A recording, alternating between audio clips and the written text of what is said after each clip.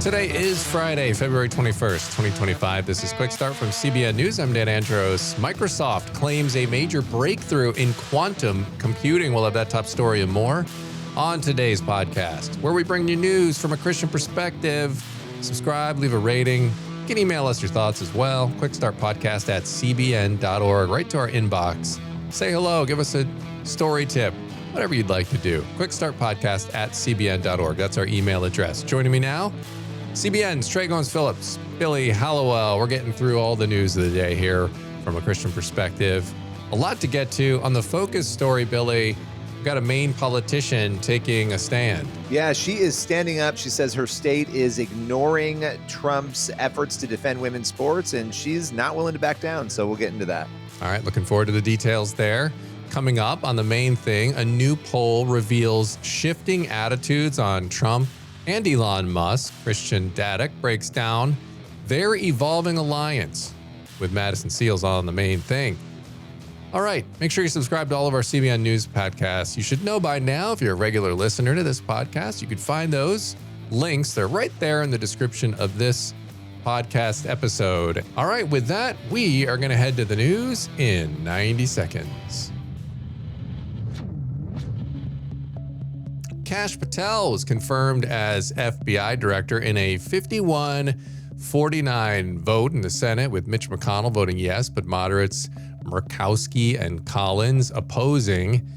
Democrats tried to delay his confirmation, accusing him of involvement in FBI mass firings, but Republicans dismiss the claims as baseless. Patel has pledged no political retribution against agents involved in Trump-related investigations, and he looks to end the targeting of pro-lifers, and he's vowed to have transparency, including cooperating with Congress and FBI oversight. And Microsoft's quantum breakthrough. They unveiled the Majorana 1 chip, claiming a major leap in quantum computing that could reduce the timeline for practical applications from decades down to just years. The company says it has developed the world's first topoconductor, a new material designed to make quantum computing more stable and error-resistant. Critics say Microsoft has provided no public evidence that their technology works as claimed. Microsoft insists the tech is real, but peer reviewers and industry leaders caution that bold claims without proof could harm quantum computing's credibility. Those are just some of today's top headlines. Check out more stories over at cbnnews.com. On our YouTube channel as well, there was a big explosion that rocked a city south of Tel Aviv. Later yesterday, multiple buses had exploded. Thankfully, no injuries were reported, but authorities launched a manhunt for the suspects. So you can check out CBN's Chris Mitchell, his updates on that, and Raj Nair as well over at the CBN News YouTube channel. Guys, this quantum, I'm not a computer expert, and I'm not going to pretend to be. I was reading through some of this quantum breakthrough stuff. And again, they've got to provide the evidence to show that they actually have what they're saying they have. But this would be really interesting because quantum computing is one of these things that in the tech world, it's sort of been this ideal, this hope that someday we'd be able to get to this and it would just make all computing like way more powerful, way more quick, which would have broad implications for commerce and how things work and how we're able to develop things, maybe like studying diseases and things of that nature. So if true, could be really cool, even though I'm not going to pretend I understand a whole lot about quantum computing. But from the sounds of it, it seems like this could be a very, very pivotal moment. Yeah, I mean, I don't know anything about any of this, so I'm just sitting here wondering, if you can do this, can you just fix Outlook? I mean, like, if you can do all these wonderful things, like, can you just make all of your other products work? Right. Will quantum computing make Outlook make more sense? That's a very big question that somebody should ask them. Yes. I also think,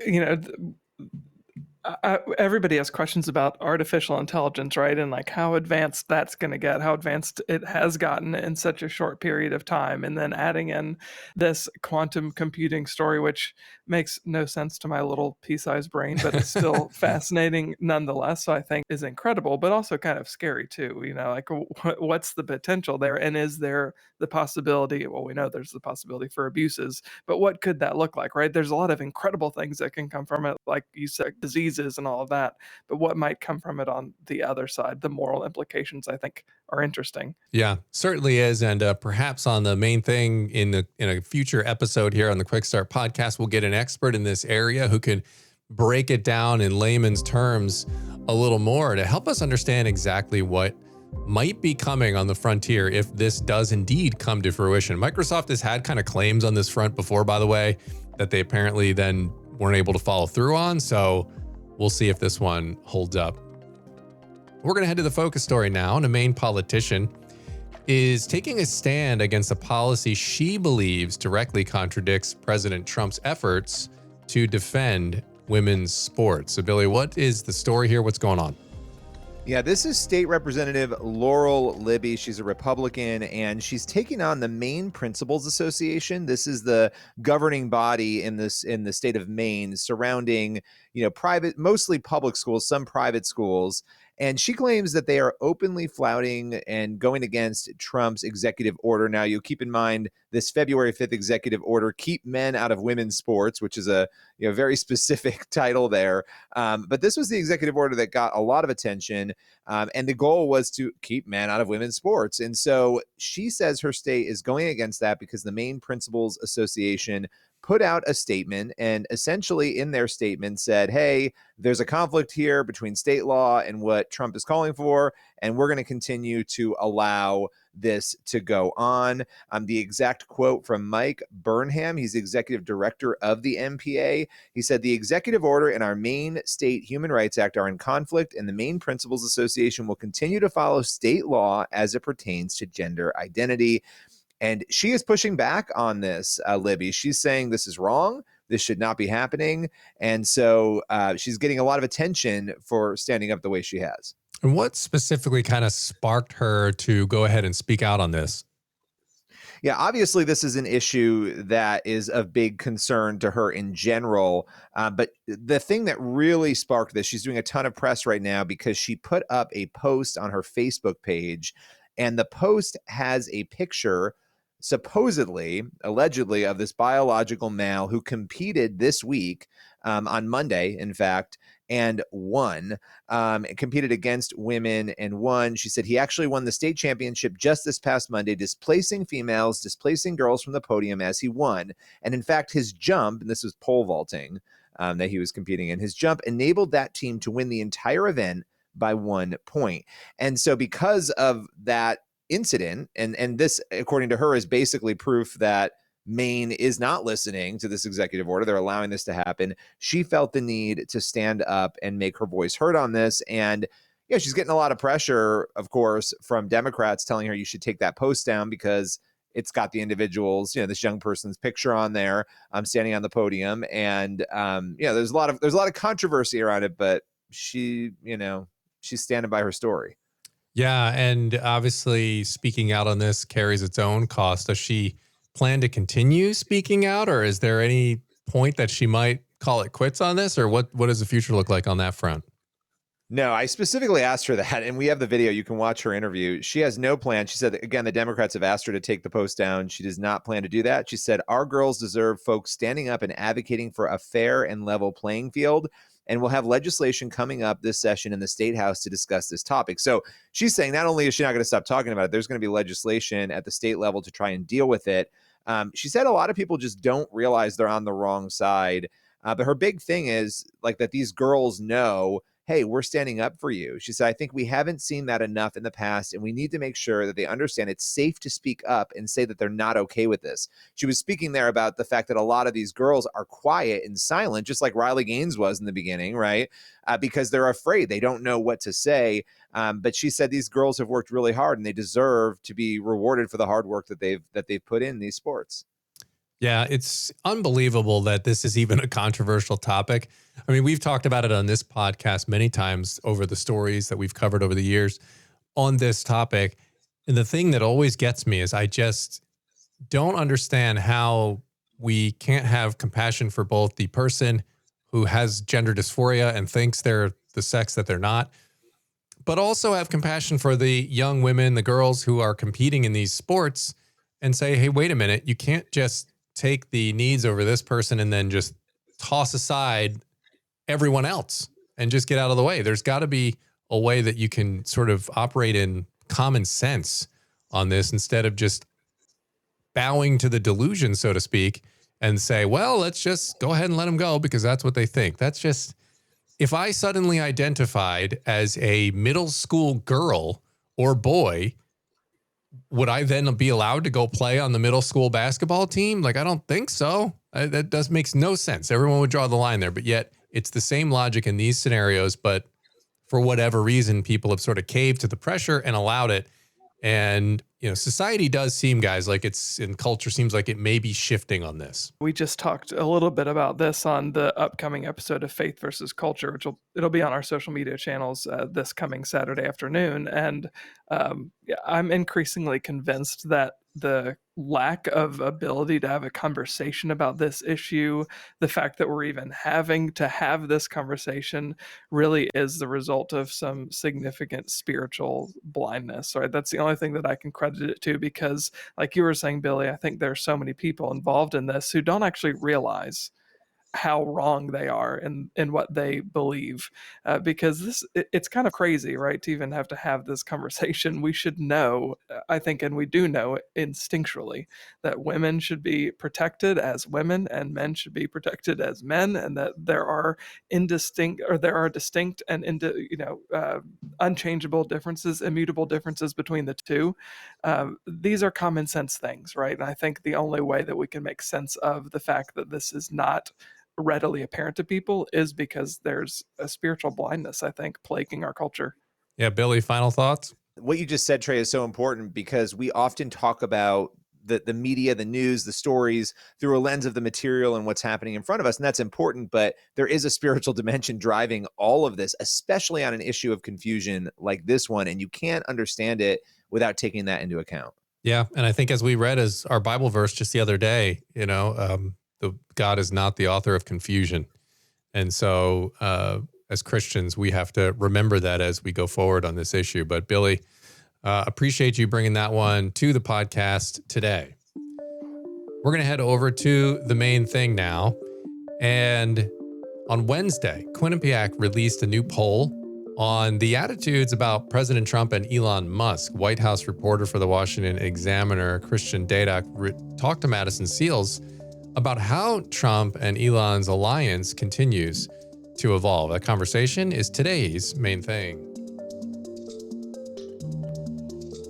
Christian, President Trump and Elon Musk did a joint interview with Sean Hannity where they directly addressed rumors of tension between them about Elon's increasing role in the White House. What are your main takeaways from this interview? My main takeaway, Madison, is that the White House is very cognizant of the rumors, the scuttlebutt, the talk on social media about how Elon Musk, in his position leading Doge, has subsumed Donald Trump in terms of the most important figure in the executive branch. There's a saying, where there's smoke, there's fire. People love to talk in Washington, D.C., and I actually wrote a story earlier this week about how Republicans are starting to, show some concerns about the Trump-Musk relationship, not necessarily in the same way that Democrats are. They're claiming, of course, Musk is part of this fascistic power grab. But when you look at Donald Trump throughout his political career, he has sort of, set the tone himself when it comes to declaring policy and communications narratives.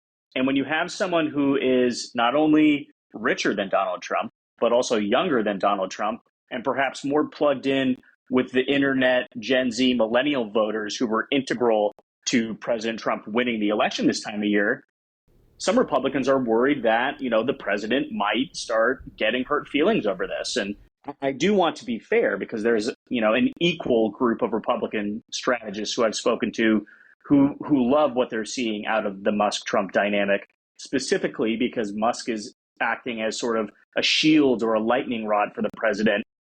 He's taking a lot of incoming fire from the media, from Democratic critics about how this agenda to cut government waste and government fraud is being rolled out so rapidly.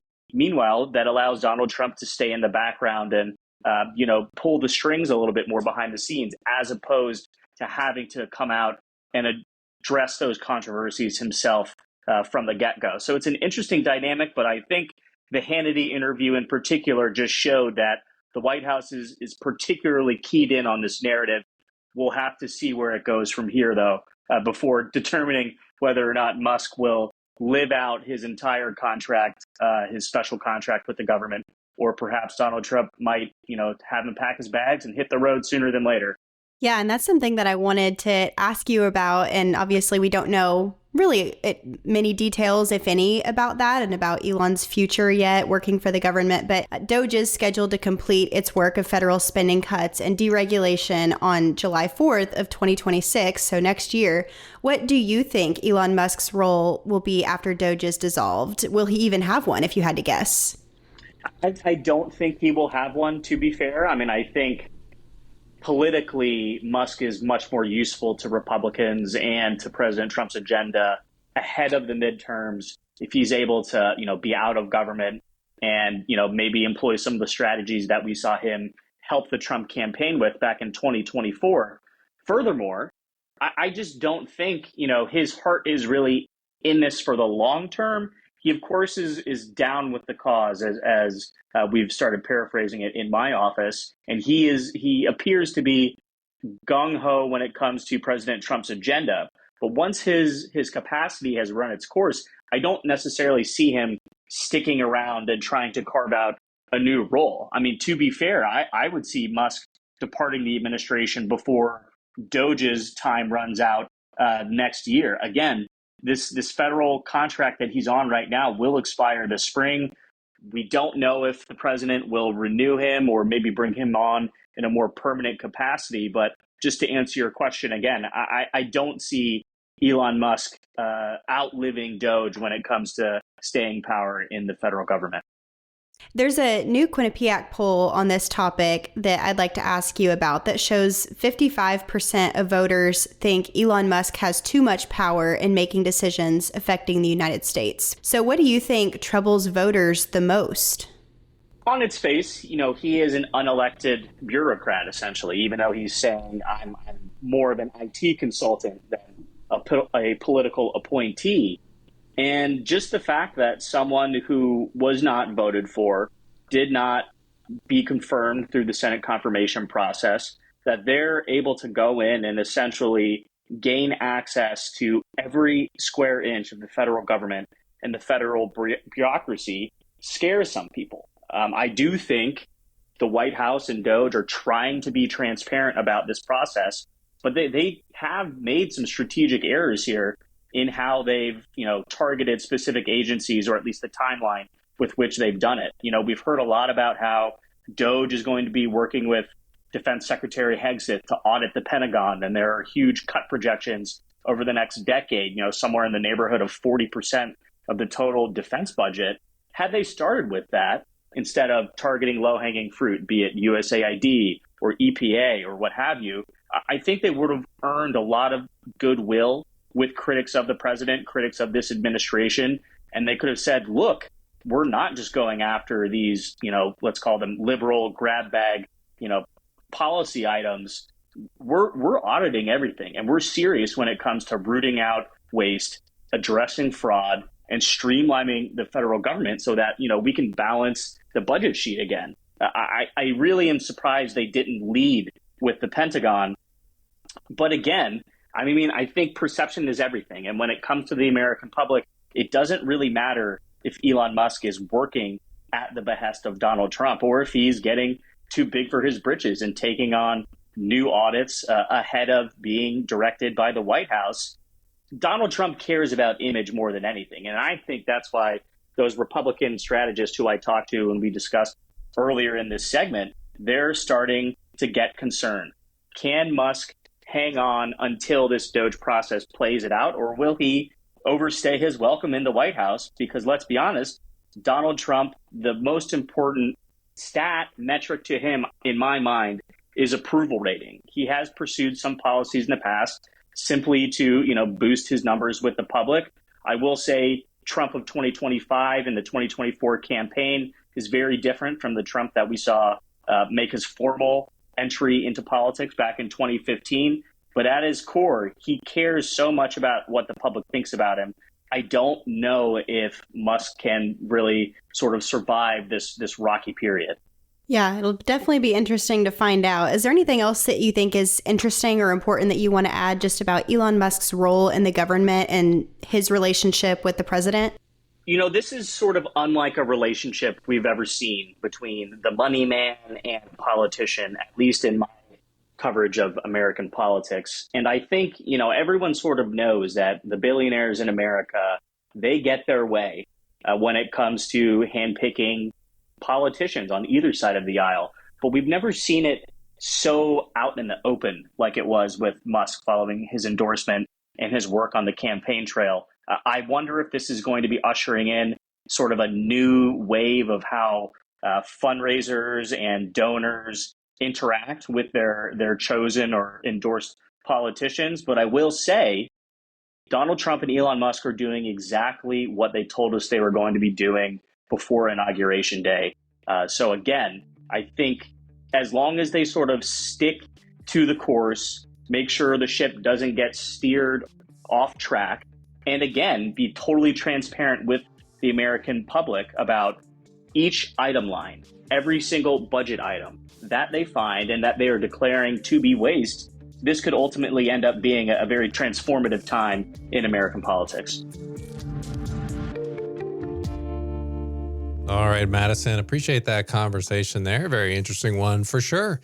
All right, that's going to leave us with time on the podcast for one last thing. We've got Romans 15:13. May the God of hope fill you with all joy and peace as you trust in him, so that you may overflow with hope by the power of the Holy Spirit. And we need hope today, so it's a great verse and a great reminder. Yeah, I think when we live in a world that is so chaotic, and I think often we're bent toward having a negative view of circumstances, it's good to remember that we should have a hope in the eternal promise of salvation, and that kind of reorients and colors our perspective of everything else. Amen. Great thought to leave it on. Great verse to leave it on for the week. And as always, make sure you're getting on over to cbnnews.com and faithwire.com. All the news you can get from a Christian perspective is over there. And Lord willing, and that creek don't rise up on us. We'll be back here on Monday with more. Until then, have a fantastic weekend. God bless.